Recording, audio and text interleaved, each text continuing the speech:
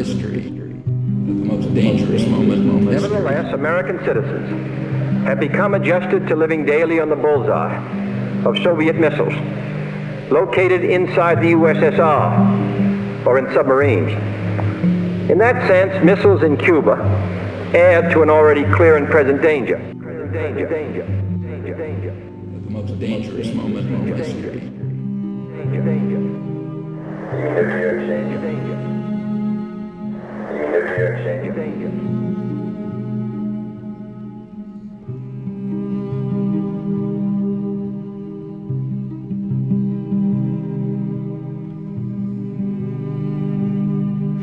These are things that were either not reported here or barely reported. You can figure out for yourself how much you read about them.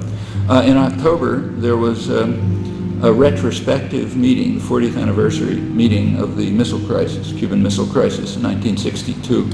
It was attended by key participants, high-level participants in the U.S., Russia, and Cuba. They knew at the time that it was a very dangerous period, the most dangerous moment in history. Kennedy's advisor, Arthur Schlesinger, described it as. What they found out last October just blew their minds. It turned out that the world was literally one word away from what would have been a terminal nuclear war. It was that close. 2 Russian submarines were they discovered that Russian submarines had been under attack by U.S. destroyers. The submarine commanders thought a war was on, meaning a nuclear war.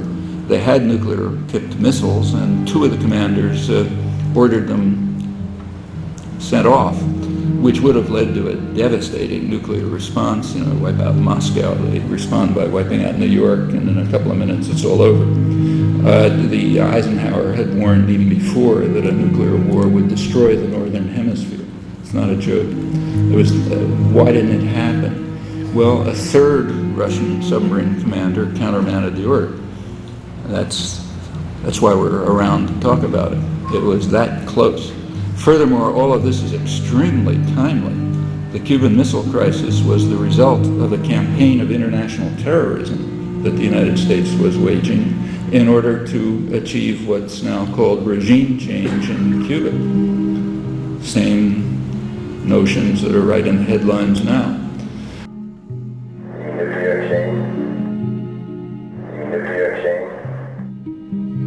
Surely no sane member of the human race could discover victory in such desolation. Desolation.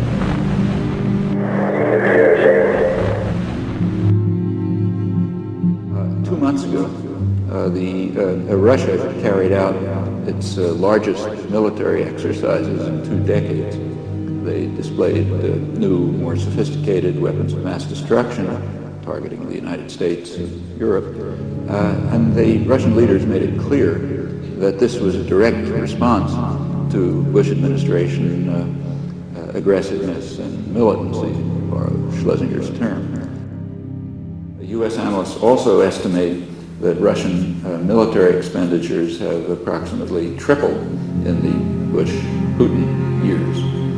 So in fact, there may be some truth to what Bush described as his gut reaction when he met Putin for the first time, and he looked into his eyes and he saw that they were soulmates.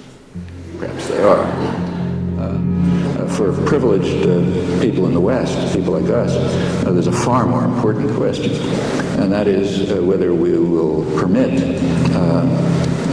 our own governments to nurture democracy in the style of idealist-in-chief Paul Wolfowitz. Well, right at this point, crucial questions arise about the nature of Western democracies and their future. These are extremely important topics. They're obviously the most important ones for us, and they're important for everyone because it's quite literally true that the survival of the species is at stake.